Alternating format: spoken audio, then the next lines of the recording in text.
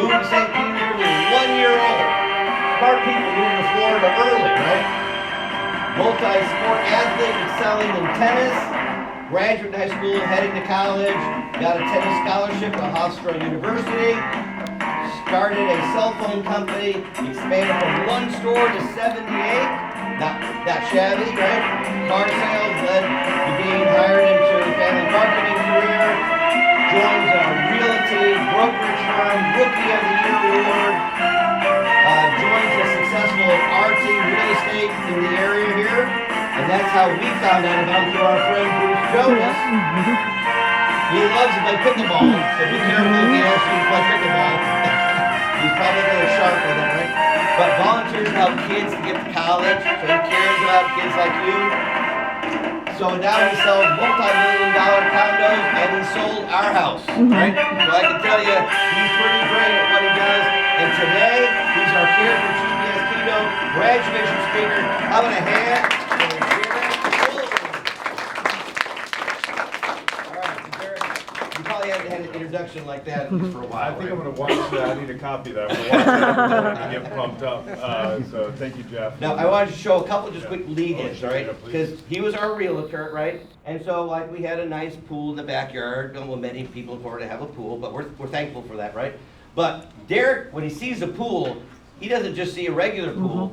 He gets his drone out and he starts taking shots from above and all over. You know, we had this amazing marketing videos that made our house look like it was worth billions of dollars. Not quite worth that much, but it looked really good, right? So again, you might have that nice pool view, but again, with his drones, he can get the right angles that makes it look extra attractive, right? So we knew we were with the right person, and he was making our house look really great. And in addition to that, he set up a 3D tour. Now, how did he do that? Do you want me to spoil that, or you want to? Yeah, I mean, Okay, so Derrick loves gadgets. That's why we thought it'd be great for our STEM students here, right? He has Google glasses.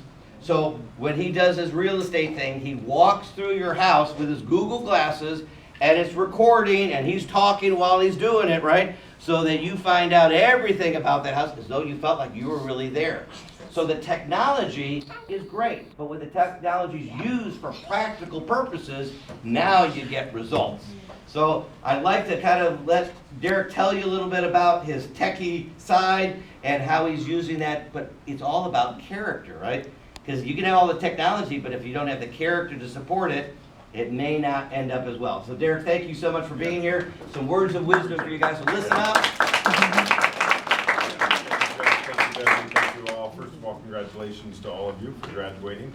And I wish I had a program like this when I was younger. They were probably out there. To tell you the truth, though, I would have not paid attention because I had a lot of distractions, okay? So I commend you all for doing that. Jeff wanted me to bring a couple things. First, the drone, which I do love. And, you know, it's funny, the first drone that I bought, I had a guy who wanted me to do photos for a house, and I said I could do it. And the truth is, I didn't really know how to do it, but I knew that I could learn and figure it out before I got there. And so I did, and I did a couple test flights, and I went out there, and then I flew the drone out over the water, but the problem was it was stuck out over the water, and I couldn't get it back. Oh, no. So I just spent some money on this drone, and I'm wondering how. Luckily, at some point, I was able to get it back, but I had no clue why it stopped out there. But the thing is he was talking about perseverance and having a can-do attitude. It ended up working out, and I knew that I could figure that out. I do have these glasses, which I do love, and they are fun because I figured, you know what, if I can just walk through a house and it'll take videos as I'm walking through a house and it'll record what I'm saying, then it would be much easier than me carrying my phone or doing anything like that. So another gadget. And they look cool. And they look cool. Well, okay, all right. Yeah, they do look cool. Yeah, there's a little bit stylish. And then I have another one, which is my virtual reality glasses. And these are fun. I thought that I would use this as basically my computer, and so that I can use a keyboard that it connects to and then use that. But actually, as Jeff was talking about distractions, all these can be distractions as well, right? So, you know, I use them for the tools that they are, and actually these ended up getting to where I use these for meditation. I actually watch YouTube videos on kaleidoscopes as they go through, and it helps me get into a meditative state, which is fun. So these tools can be used, obviously, like anything else in life, for a positive or a negative. You know, and it's funny, because, well, I have my notes today on my phone. I didn't have to bring a piece of paper, so again, something I could use. And you know, when Jeff, you know, I met Jeff and Debbie through Bruce, as he had mentioned. And the reason why is because I play pickleball, as he mentioned, and I played sometimes with Bruce. And Bruce one day said, hey, let's go to lunch and you know, kind of, you know, get more connected. And so we did.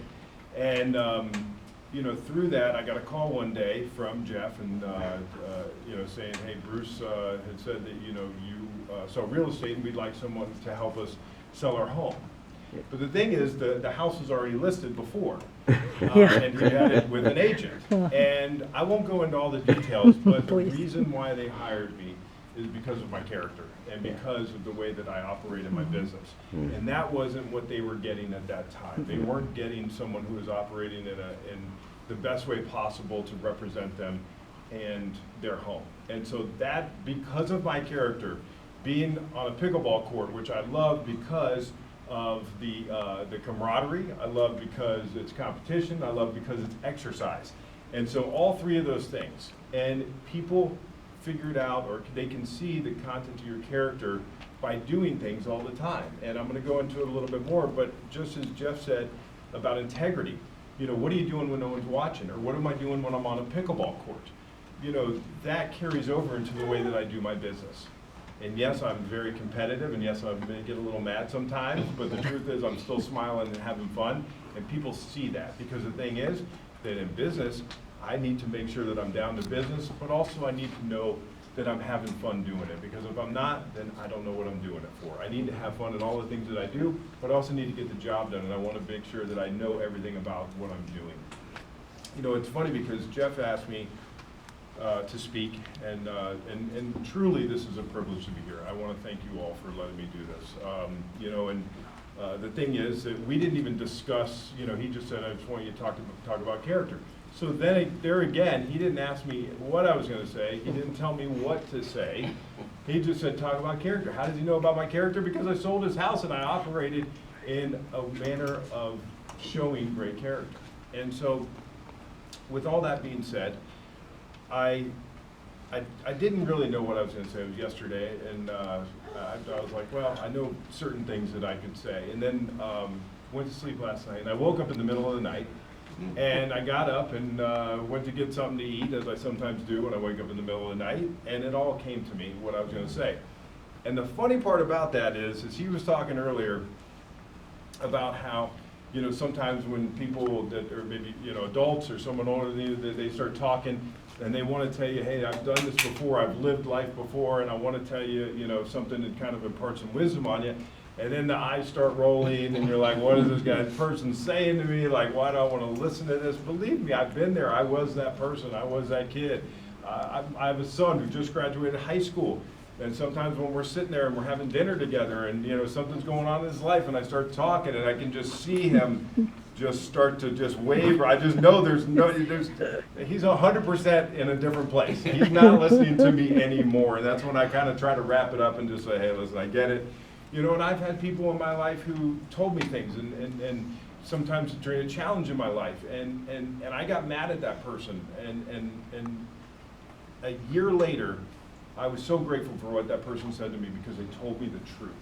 They told me the truth about the situation. I didn't want to listen to them. I continued doing the things that I was doing, and it did not benefit in my life. And a year later, when it finally dawned on me, I thought, well, I should have listened to that person before. And, you know, the thing is that is what I wrote down, is that there's so many times throughout my life when I was younger that people tried to help me out. They tried to tell me things. They tried to impart some wisdom on me. And I just didn't want to listen to it. So it was so funny when you started saying this today, because again, we didn't talk about any of that stuff, but that's what came to me, was that I wish I would have listened early on. And let me tell you something, you know, I've had some great mentors. I've had a lot of learning experiences in my life, and a lot of great people who taught me a lot of great things. And Jeff pretty much, they hit every talking point or everything that I've heard in my life in what he just summed up before this. So again, this is something truly incredible. I didn't know anything about the program, but I did know how much you cherish it, and Debbie as well, how much they cherish you guys, how much they would talk about all of you when we would get together for meetings for real estate and talk. And the other thing that he would always tell me, because we had some challenges when we sold their home, and he would always put it back to teamwork. He'd always go back to teamwork. So it's not that he's sitting up here talking to you and just telling you what to do, and Debbie the same thing. He's living it every single day, and I know that today because I went through that with both of them, and then they just told you the same exact thing that we went through together. So again, he's living. They have integrity. They're outside of this, out of this side of this program, they're living all of that stuff every single day. Jeff, another reason why he wanted me to talk today, and Debbie as well, because I had a lot of challenges, and they were all self-inflicted. I got a scholarship to college, as he mentioned, but the thing is that I needed adult supervision when I went to college. I had an incredible scholarship for tennis, and I got there, and all I did was party. The second semester, my coach asked me how I'm doing in school, and I said, I think I'm doing pretty well. He said, not one teacher knows who you are. I have not gone to any of the classes because I did not want to grow up yet. I did not want to live a principled life. I didn't want to do the things that I needed to do to grow up and be a productive member of society.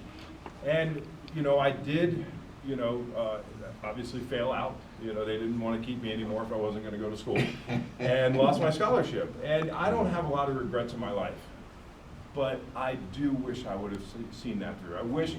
I just wish that I wouldn't have been the person that I was really in that time, because it was a great opportunity for me. And I missed out on a great opportunity because I wanted to do something that was never going to do anything to add to my life. And it took me a while to figure that out, that there's things that I can do, there's these distractions that we can have. But the thing is, when I really look at it, those are not things that are going to add to my life. And yes, I came back home, I got hooked up with a guy who had just started a cell phone company, and we grew up. The next 10 years, we grew up to 78 stores. I ended up running 7 of those stores. I ended up owning some of my own stores, and it was incredible. But the thing is, I still wasn't living my life the right way. So as Jeff was talking about, having money, I wanted all of those things, right? So I'm making more money than all of my friends coming out of college. Before they even got out of college, within a year, I'm making more money than most of the people that were getting out of college and getting great jobs. And I was broke all the time. I was broke all the time because I had so many distractions. And that continued through my life for quite a while. And it took me a long time to grow up. And this is one of those times where it's saying, continue doing what you're doing, which I'm so impressed with. Because if you continue on that path, then those distractions get less, and when you're, there is a law of attraction, when you're doing the right thing, you're attracting the right people. When you're doing the right thing, you're attracting the right things in your life. When you're doing the wrong things, you're going to attract the wrong things in your life. And I attracted the wrong things in my life for way too long in my life. And I have friends that have the same experiences. One of them, he was on drugs, and he was sober for many years, and he got on the same bus every single day because he lost his driver's license. And he rode that same bus every single day for 2 years or 3 years, and he started to do drugs again. The next day that he started doing drugs, he sat next to a guy who was a drug dealer who offered him drugs. Immediately, the law of attraction worked in another way. I had something going on in my life one time, and I just, it was killing me. I just couldn't think about anything else. I couldn't get out of my mind. And so I went to talk to a guy who was a mentor to me, and I started talking to him. I'm telling the story, I'm going on, and I see him doing the roll the eyes things. He's just listening to me, just like, what? So finally, he's like, "Are you done?" And I said, "Yeah." He goes, "I don't want you to get mad at me when I tell you this, but so what?" And I was pretty mad, actually. I really was, because this was eating my lunch. I was like, I'm going to punch this guy in the face. It's really what I thought. And I'm not a fighter, so I was like, why am I thinking this? But the thing is that those were the things that I was thinking on. I wasn't thinking that I could do better. I wasn't thinking that I could get out of this situation. I wasn't thinking that things could change. You know, he talked about the past, you know what I mean? I couldn't do anything about that past. I could only do something about the future. And I was facing something that would be kind of a challenge to go through. And he said, that might be the best thing that happens to you, Derrick. The reason why is because if that would have happened, it would eliminate the distractions in my life. And sometimes, for me at least, I had to be forced to have distractions taken away from me. And so even though I've gone down a path like that, that doesn't mean that it can't happen without consequences on the external. What could happen is the consequences on the internal, and that's what really hurt me, is that I did not have any peace of mind. And that is the greatest asset I have in my life today. So when we go down to those you know, the things that are distracting us, when we go into you know, bullying, when we go into things that are taking us off of what we're trying to get to. I think you said for the straight line, you know, is to get, you know, to stay on the beam, because those little distractions can grow. You know, what you think upon grows. What you are putting into your mind will grow. And so if you're putting negativity in your mind, that's what's going to grow into your mind. If you're doing the things that literally he just talked about and what this program is all about, then those are the things that are going to grow in your life, and those are the things that are going to keep you straight. You know, I have mentors, and I want to talk about that. I have people that I talk to on a daily basis. I call a guy almost every single day at 6:30 in the morning, and we check in with each other. This is somebody that I can emotionally undress in front of, okay? So obviously we know if we undress, don't do that. But you know, you're stripping off the layers. But if you emotionally undress in front of someone, that can be a great asset in your life. That is something where you let that person know that everything you're thinking, let them know anything that's going on in your life, because the thing is, it's going to help you more than it's going to hurt you. Sometimes it's tough to do. Sometimes you're going through something and you don't want to share it, or at least I didn't. I didn't want to share some of the things that were going on in my life. I didn't want to share some of the things that I thought and some of the crazy thoughts that I had. But when I do that, a problem shared is a problem in half. Now at least I've gotten it out. I've confessed to someone. I've talked to someone about it. Maybe they can give me some insight on it. You know, those are things that are going to keep you going. I mean, you have a great assets in the principal and Debbie and Jeff, and you know, they're here to help you, and you know, you all are here to help each other. You know, you guys can be, you know, the people that you run things past. You know, you can be the person that pumps the other person up when they're down. You know, that is so important to have in life. That, you know, this is one of those times where I look back and say, man, I wish I had those things in my life. And the truth is, I did have those things in my life. I did not take advantage of them. I was scared. I was scared to share some of the things. So don't be fearful of those things. Don't be fearful of sharing some of those things. You know, another thing was, he was talking about percentages earlier. I don't remember what the 90-10 was, but 90% of the things that I think about or worry about happen 10% of the time in my life most of the time, okay? I talked about my mentor. I talked to him about something, and something's going on in my life. And a week later, he'll check in with me, and he'll go, hey, Derrick, how's that going with that situation? I don't remember what it was. I have no clue. He has to remind me what that situation was. You know, he was talking also about, you know, pausing, you know, when agitated. You know, and so there's an acronym, I think it's an acronym that we use called HALT. If you're hungry, angry, lonely, or tired, you better halt. Do something else. Get some food. Take some rest. I was a person that would go. I never took time for myself. I never rested in life. You know, find that time to just get away. Get all the distractions out.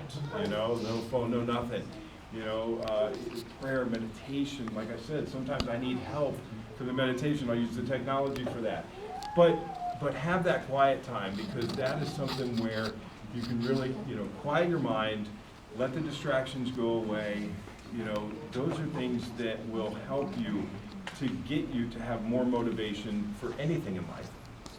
You know, if you think you can't meditate, you know, meditation is a couple different things. There's a lot of forms of meditation. You know, one is quieting your mind.